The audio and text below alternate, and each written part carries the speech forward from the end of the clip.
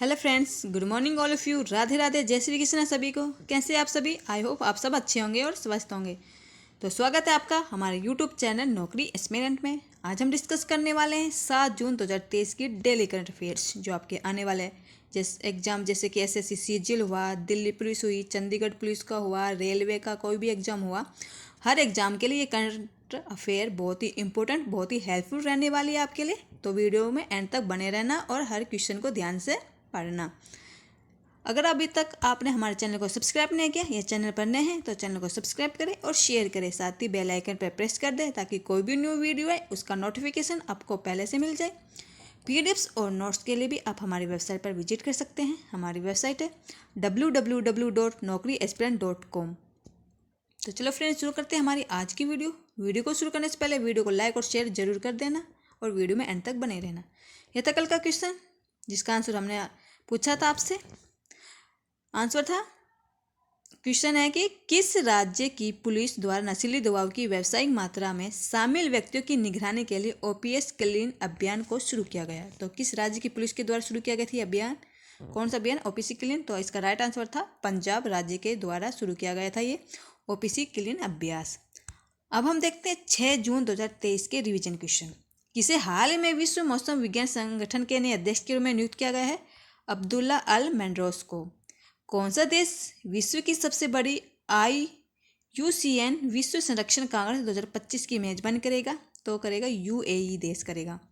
किस राज्य सरकार ने हाल ही में आरक्षण फार्मूलों की समीक्षा के लिए विशेषज्ञ पैनल का गठन किया है? तो ये क्या है? मेघालय राज्य ने। किसे संयुक्त राष्ट्र महासभा के नए अध्यक्ष के रूप में चुना गया है? डेनिस फ्रांसिस को चुना गया है। नाटो ने पहली बार किस देश में आर्कटिक चैलेंजर एक्सरसाइज 2023 का आयोजन किया है? तो कहाँ पर किया है? फिनलैंड देश में किया है। किस राज्य ने जोना खटिया गांव में हड़प्पा सभ्यता के पूर्व शहरी चरण के अवशेष प्राप्त हुए? तो ये प्राप्त हुए गुजरात राज्य में। किस शहर में पहली प्रीमियर हैंडबॉल लीग 2023 आयोजित की जाएगी? तो ये जयपुर शहर में आयोजित की जाएगी। किस राज्य के भिवंडी तालुका में भारत का पहला कार्बन न्यूट्रल गांव विकसित किया जाएगा? तो ये किया जाएगा महाराष्ट्र राज्य में। स्पेनिश ग्रेट पिक्स 2023 किसने जीती है? तो ये जीती है मैक्स वर्स्टपेन ने। किस दिग्गज हिंदी और मराठी भाषा की अभिनेत्री का 94 साल की आयु में निधन हो गया?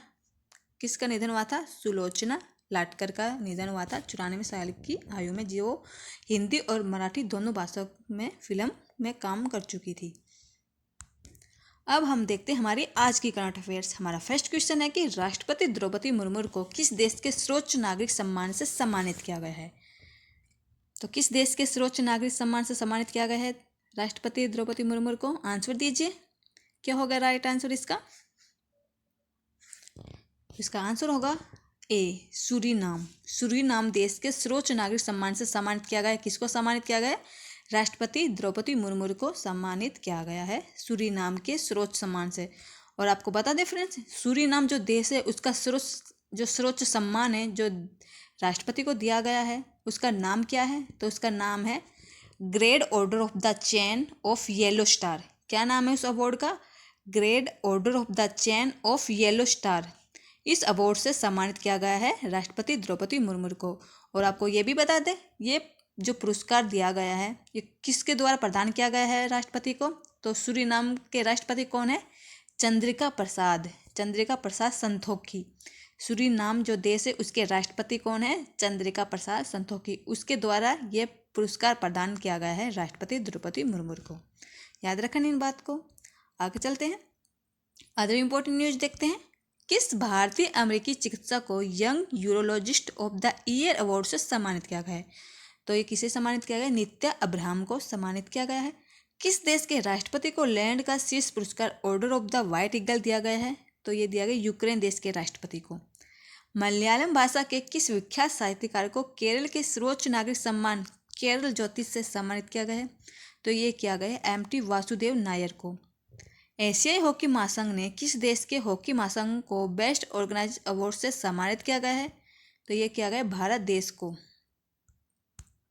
नेक्स्ट क्वेश्चन है हमारा, टाटा ग्रुप ने किस राज्य में लिथियम आयन सेल की गीगा फैक्ट्री बनाने का फैसला किया है? तो किस राज्य में ये फैक्ट्री लगाने का फैसला किया है? आंसर बताइए क्या हो जाएगा राइट? टाटा ग्रुप ने लिथियम आयन सेल की गीगा फैक्ट्री बनाने का फैसला किया है। तो ये किस राज्य में बनाने का फैसला किया है, ये पूछा। तो आंसर है इसका बी, गुजरात राज्य में।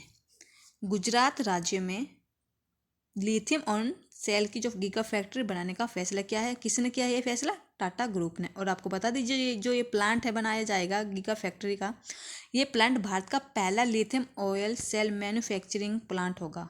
कैसा प्लांट है ये, lithium oil ion cell manufacturing plant होगा। और आपको बता दें इस फैक्ट्री को बनाने के लिए कितने रुपए का निवेश किया गया है, इसमें 13,000 करोड़ रुपए का निवेश किया है टाटा ग्रुप ने इस फैक्ट्री को बनाने के लिए। कौन सी फैक्ट्री, लिथियम ऑन सेल की गीगा फैक्ट्री को बनाने के लिए टाटा ग्रुप ने 13,000 करोड़ रुपए निवेश किया है। और आपको बता दें इस प्लांट की जो प्रोडक्शन कैपेसिटी कितनी है, तो इसकी प्रोडक्शन कैपेसिटी है 20 गीगावाट की होगी। ये फैक्ट्री बनाई जाएगी, इसकी कैपेसिटी कितनी है, 20 गीगावाट की होगी, जिसमें टाटा ग्रुप ने 13 करोड़ रुपए की लागत लगाकर इसको बनाया है। और ये भारत का पहला lithium oil cell manufacturing plant होगा। याद रखना ना, जो गुजरात राज्य में खोला जाएगा। आगे चलते हैं। अदर इम्पोर्टेंट न्यूज है, किस राज्य में दुनिया का सबसे बड़ा रिफाइनरी कॉम्प्लेक्स बनाया जाएगा, महाराष्ट्र राज्य में बनाया जाएगा। किस राज्य के माधवगढ़ टाइगर रिजर्व के अंदर 2000 साल पुरानी आधुनिक सभ्यता के अवशेष मिले हैं, तो ये मध्य प्रदेश राज्य में मिले हैं। किस मंत्रालय ने हाल ही में लर्निंग मैनेजमेंट इंफॉर्मेशन सिस्टम सक्षम लॉन्च किया है, तो ये किसने किया है, स्वास्थ्य मंत्रालय ने। किस राज्य सरकार ने अपनी तरह का पहला स्टेट रोबोटिक फ्रेमवर्क लॉन्च किया है, तो ये तेलंगाना राज्य ने लॉन्च किया है ये रोबोटिक फ्रेमवर्क।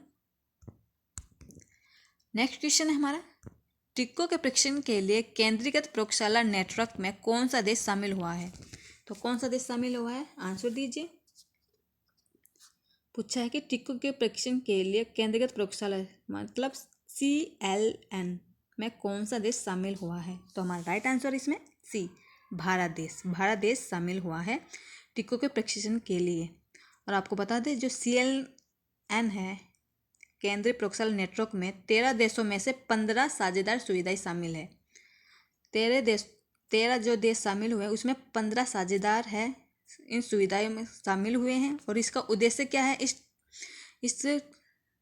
प्रशिक्षण के लिए क्या उद्देश्य है इस केंद्रीय प्रयोगशाला नेटवर्क का, तो आपको बता दें इसका उद्देश्य यह है कि जो महामारियाँ फैल रही है, जो महामारी और महामारी रोग के प्रकोप के दौरान जो टीके लगाए जाते हैं ना, उनका प्रशिक्षण करना है। इसके द्वारा इसका परीक्षण किया जाएगा कि वो टीका सही है महामारी के लिए। महामारी के दौरान जो टीके लगाए जाते हैं ना, उनका परीक्षण करना है इसका उद्देश्य केंद्रीय प्रयोगशाला नेटवर्क का, जो भारत देश इसमें शामिल हुआ है, याद रखना। अदर इम्पोर्टेंट न्यूज देखते हैं। पर्यावरण मंत्रालय ने संरक्षित पौधों की सूची में किस फूल को शामिल किया है, नील कुरिंजी को शामिल किया गया है। हाल ही में यूरोजोन में शामिल होने वाला 20वां देश कौन सा बन गया, क्रोएशिया देश बना है। किस देश के ऐतिहासिक बंदरगाह शहर ओडेसा को यूनेस्को की विश्व विरासत सूची में शामिल किया गया है, तो ये क्या है, यूक्रेन देश ने। भारत ने किस देश को अंतर्राष्ट्रीय सौर गठबंधन में शामिल होने का स्वागत किया है, तो ये क्या है, कांगो देश को। नेक्स्ट क्वेश्चन है, फ्रेंड्स आपसे रिक्वेस्ट है वीडियो को लाइक और शेयर जरूर कर देना और साथ ही कमेंट करके बताना आपको हमारी वीडियो कैसी लग रही है। क्वेश्चन है कि स्लीपर कोच वाली 100 वंदे भारत ट्रेन बनाने का टेंडर प्राप्त करने वाली एल्टोम कंपनी का संबंध किस देश से है, तो किस देश से है इस कंपनी का संबंध, आंसर दीजिए। पूछा है स्लीपर कोच वाली 100 वंदे भारत ट्रेन बनाने का टेंडर प्राप्त करने वाली जो एल्टोम कंपनी है उसका संबंध किस देश से है, तो किस देश से है, तो आंसर हो जाएगा हमारा डी, फ्रांस देश से है। जो एल्टोस कंपनी है इसका संबंध फ्रांस देश से है, जो 100 वंदे भारत ट्रेन बनाने का टेंडर प्राप्त कर रही है। और आपको बता दें फ्रेंड्स, जो फ्रांसीसी रेल कंपनी जो एल्टोस है, एल्स्टोम स्लीपर सुविधा के साथ 100 एल्यूमिनियम बॉडी वाली वंदे भारत ट्रेनों का निर्माण करेगी। कितनी वंदे भारत ट्रेनों का निर्माण करेगी, 100, जो एल्यूमिनियम बॉडी वाली होगी। एल्यूमिनियम की जो बॉडी होगी ना, वो ट्रेन तैयार कर रही है एल्टोस स्लीपर, फ्रांसीसी रेल कंपनी तैयार कर रही है, जिसमें वंदे भारत ट्रेन को स्लीपर कोच बनाने के लिए 2 कंपनी ने बोली लगाई थी। और आपको बता दें जो वंदे भारत ट्रेन बनाई जा रही है स्लीपर कोच में बनाने के लिए उनके लिए 2 कंपनी ने बोली लगाई थी। पहली कंपनी कौन सी थी? एल्स्टॉम थी और दूसरी थी हैदराबाद की मेगा सर्वे डायल्स।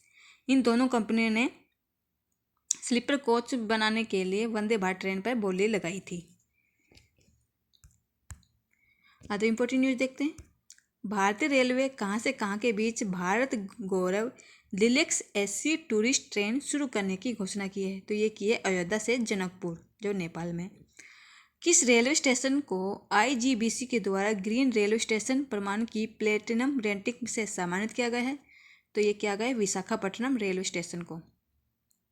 एशिया की पहली महिला लोको पायलट कौन बन गई जो अब वंदे भारत का संचालन करती है? तो ये बनी है सुरेखा यादव। पूर्वोत्तर की पहली वंदे भारत एक्सप्रेस किन 2 शहरों के बीच शुरू की गई थी? तो ये की गई थी गुवाहाटी से जलपाईगुड़ी के बीच। गुवाहाटी से जलपाईगुड़ी के बीच पूर्वोत्तर की पहली वंदे भारत एक्सप्रेस शुरू की गई थी। नेक्स्ट क्वेश्चन है, किसके द्वारा लिखित पुस्तक Kathakali dance theatre A visual narrative of sacred Indian mime का विमोचन किया गया है? तो किसके द्वारा लिखी गई है पुस्तक? आंसर दीजिए, क्या होगा?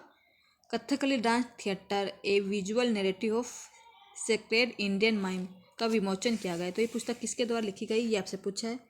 तो आंसर होगा हमारा इसमें सी, के गोपाल कृष्ण। के गोपाल कृष्ण के द्वारा ये पुस्तक लिखी गई थी, जिसका विमोचन किया गया है हाल ही में।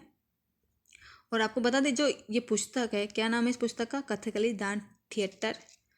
इस पुस्तक में कथकली की दुनिया के पर्दे के पीछे की जो झलक है वो दिखाई गई है, उसके बारे में बताया गया है। जो कथकली डांस है, पता है उनके पीछे क्या झलक छिपी है, मतलब उस डांस के जरिए जो भी बातें बताई जाती उस इस पुस्तक में बताया गया है। और आपको पता था कि जो कथकली है ना, 400 साल पुरानी विरासत के साथ एक प्रदर्शन कला दुनिया की कलात्मक चमत्कारों में से एक है।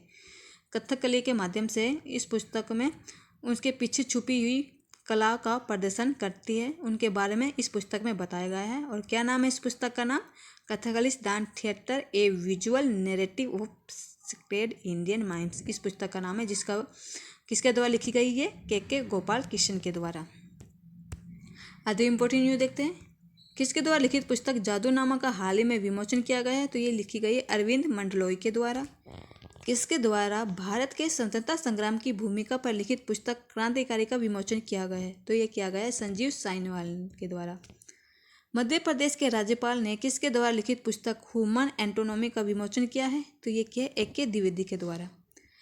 किसके द्वारा लिखित नॉन फिक्शन किताब स्मोक एंड एशेज जुलाई 2023 में रिलीज की जाएगी? तो ये लिखी गई है अमिताभ घोष के द्वारा। नेक्स्ट क्वेश्चन है हमारा, शिक्षा मंत्रालय के राष्ट्रीय संस्थागत रेटिंग फ्रेमवर्क 2023 में इंजीनियर श्रेणी में शीर्ष स्थान किसका है? किसने प्राप्त किया है? आंसर दीजिए। सॉरी, गलती से कौन सा लिखेगा, ये गलती है हो गई। शिक्षा मंत्रालय ने राष्ट्रीय संस्थागत रैंकिंग फ्रेमवर्क 2023 में इंजीनियर श्रेणी में शीर्ष स्थान किसका है? तो किसका है, आंसर बताइए। तो राइट आंसर हो जाएगा हमारा ए, आईआईटी मद्रास का है शीर्ष स्थान। शिक्षा मंत्रालय ने हाल ही में रैंकिंग फ्रेम NIRF की रैंकिंग जारी की है, जिसमें शीर्ष स्थान किस कंपनी का है? तो आईआईटी मद्रास का है इसमें शीर्ष स्थान। आईआईटी मद्रास का शीर्ष स्थान है। और आपको बता दें इसमें 100 रैंकिंग में, टॉप 100 रैंकिंग में आईआईटी मद्रास पहले स्थान पर रहा है। और 100 रैंकिंग में दिल्ली के 7 उच्च शिक्षण संस्थानों ने भी अपनी जगह बनाई है। दिल्ली के 7 उच्च शिक्षण संस्थानों ने भी अपनी जगह बनाई। इसमें ओवरऑल रैंकिंग में आईआईटी दिल्ली कौन से स्थान पर है? तो आईआईटी दिल्ली है इसमें तीसरे स्थान पर है। और एम्स है इसमें छठे स्थान पर। और JNU ने 10वां स्थान हासिल किया है इस रैंकिंग में। और DU ने 22वां स्थान हासिल किया है। और आपको पता है जो DTU संस्थान है ना, DTU संस्थान, उन्होंने 61वां स्थान प्राप्त किया है इसमें। ये याद रखना कौन कौन सा स्थान प्राप्त किया है। 100 रैंकिंग हुई है बीते वर्ष। इस वर्ष भी टॉप 100 रैंकिंग में दिल्ली के 7 उच्च शिक्षण संस्थानों ने अपनी जगह बनाई है, जिसमें पता है पहले स्थान तो हमारे आईआईटी मद्रास ने कहा है। इसमें इस और आईआईटी दिल्ली ने तीसरा स्थान प्राप्त किया है और एम्स ने किया है इसमें छठा स्थान प्राप्त। जेएनयू ने किया 10वां और डीयू संस्थान ने 22वां स्थान प्राप्त किया और डीटीयू ने किया 61वां स्थान प्राप्त किया है। याद रखना इनको। अदर इम्पोर्टेंट न्यूज देखते हैं। किस आईआईटी द्वारा तंजानिया ने अपना पहला अंतर्राष्ट्रीय परिषद स्थापित किया है? तो ये क्या है? आईआईटी मद्रास ने। राष्ट्रीय पतन जलमार्ग और तटों के लिए प्रौद्योगिकी केंद्र की स्थापना कहाँ की गई थी? तो ये की गई थी आईआईटी मद्रास में। भारतीय प्रौद्योगिकी संस्थान के शोधकर्ताओं ने दूध में मिलावट का पता लगाने के लिए पॉकेट फ्रेंडली डिवाइस विकसित किया है। तो किस संस्थान ने किया है? आईआईटी मद्रास ने किया है। किस देश के राष्ट्रपति ने आईआईटी इंदौर के छात्रों को ग्लोबल बेस्ट एमजीओवी अवार्ड प्रदान किए हैं? तो ये किया है मिस्र के राष्ट्रपति ने। नेक्स्ट क्वेश्चन है हमारा, यूनिवर्सल पोस्टल यूनियन का दक्षिण एशिया में क्षेत्रीय कार्यालय कहाँ स्थापित किया जाएगा? तो कहाँ स्थापित किया जाएगा? ये आंसर दीजिए। यूनिवर्सल पोस्टल यूनियन का दक्षिण एशिया में क्षेत्रीय कार्यालय कहाँ स्थापित किया जाएगा? तो राइट आंसर इसमें सी, नई दिल्ली में स्थापित किया जाएगा और ये क्षेत्र विकास, सहयोग और तकनीकी सहायता प्रदान करेगा। जो एशियाई कार्यालय है ना, ये क्षेत्र को विकास, सहयोग और तकनीकी सहायता प्रदान करेगा। इस निर्णय को किसके नेतृत्व में किया गया था? तो आपको बता दें, इसका नेतृत्व पीएम मोदी, नरेंद्र मोदी ने केंद्रीय मंत्रिमंडल के द्वारा अनुमोदित किया था। इस नेतृत्व को नरेंद्र मोदी के नेतृत्व में इसका अनुमोदन किया गया था, यूनिवर्सल पोस्टल यूनियन का, जो नई दिल्ली में स्थापित किया जाएगा। अदर इम्पोर्टेंट न्यूज है, किस शहर में वैश्विक विज्ञान और तारामंडल केंद्र स्थापित किया जाएगा? तो ये किया जाएगा कोटा, राजस्थान में। किस भारतीय शहर में बोइंग का पहला ग्लोबल सपोर्ट सेंटर स्थापित किया जाएगा? तो ये गुरुग्राम में स्थापित किया जाएगा। संगम युग से संबंधित कलाकृतियों के प्रदर्शन के लिए किस राज्य में किलादी साइट संग्रहालय स्थापित किया जाएगा? तो ये किया जाएगा तमिलनाडु राज्य में। किस शहर में भारत का पहला जियोलॉजिकल पार्क स्थापित किया जाएगा? तो ये स्थापित किया जाएगा जबलपुर, मध्य प्रदेश में स्थापित किया जाएगा पहला जियोलॉजिकल पार्क। अगला क्वेश्चन है हमारा, फ्रेंड्स आपसे रिक्वेस्ट है वीडियो को लाइक और शेयर जरूर कर देना और साथ ही कमेंट करके बताना आपको हमारी वीडियो कैसी लगी। क्वेश्चन है कि केंद्रीय मंत्री सर्बानंद सोनोवाल ने किस शहर में पहले अंतर्राष्ट्रीय क्रूज वेसल एमवी एक्सप्रेस को हरी झंडी दिखाकर रवाना किया? तो किस शहर में किया है इसको रवाना? आंसर दीजिए। अंतर्राष्ट्रीय क्रूज एमवी एक्सप्रेस को हरी झंडी दिखाकर रवाना किया है सर्बानंद सोनोवाल ने।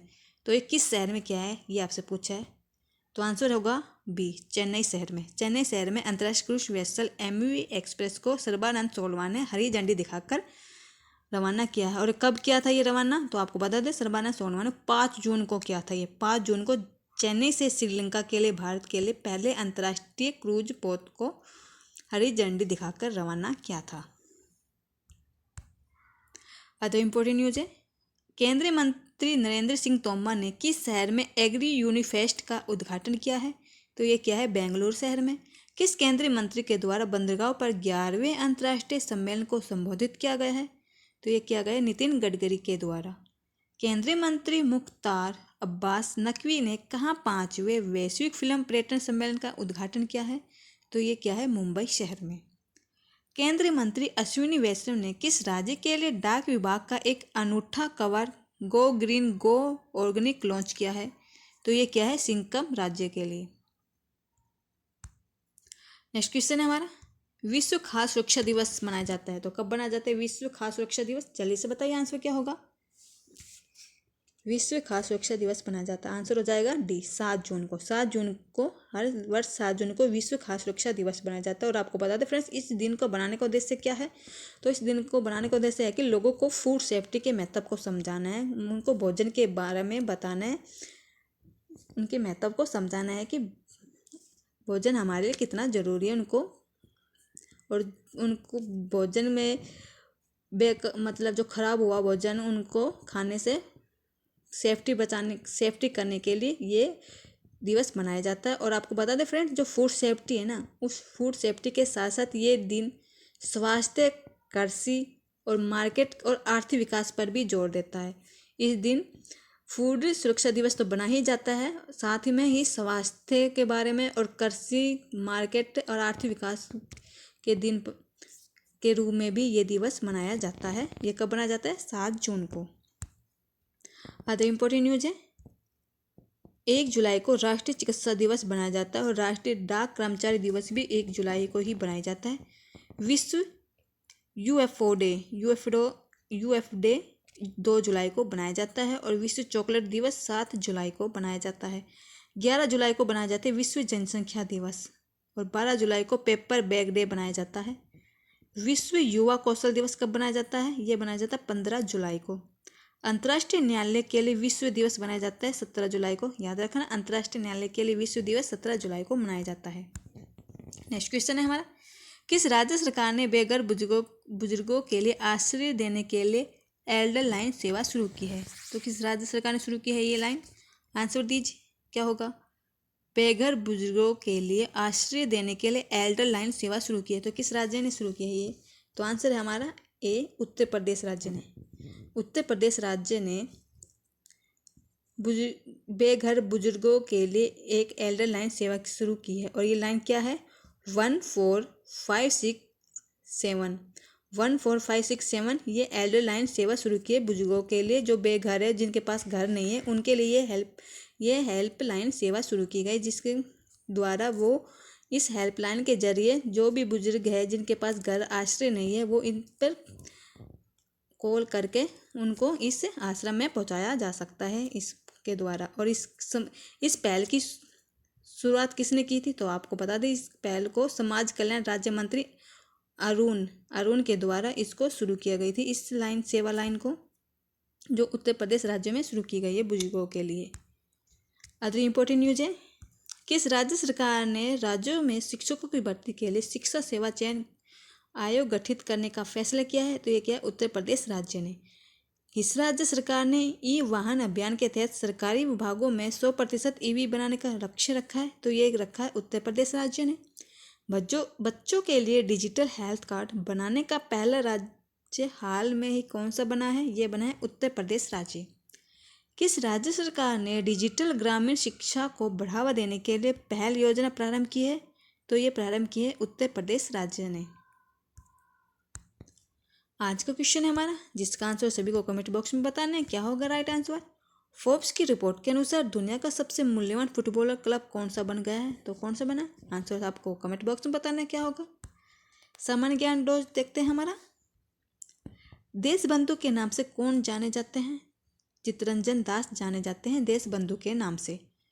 ग्रांड ट्रैंक रोड किसने बनाया? तो किसने बनाया था? शेरशाह सूरी ने बनाया था। विटामिन बी की कमी से कौन सा रोग होता है? यह तो सबको मालूम होगा, कौन सा होता है? बेरी। विटामिन सी की कमी से होता है सकरवी। धावन सोडा का रासायनिक नाम क्या है? तो सोडियम कार्बोनेट है धावन सोडा का रासायनिक नाम। सूर्य का प्रकाश पृथ्वी तक पहुंचने में कितना समय लेता है? तो सूर्य का प्रकाश पृथ्वी तक पहुंचने में लेता है 500 सेकंड। याद रखने को।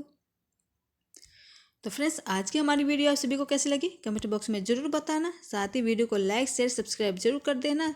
साथ ही बेल आइकन पर प्रेस कर दें ताकि कोई भी न्यू वीडियो है उसका नोटिफिकेशन आपको मिलता रहे। पीडीएफ्स और नोट्स के लिए भी आप हमारी वेबसाइट पर विजिट कर सकते हैं। हमारी वेबसाइट है www.naukriaspirant.com। Thank you friends, bye bye, Radhe Radhe.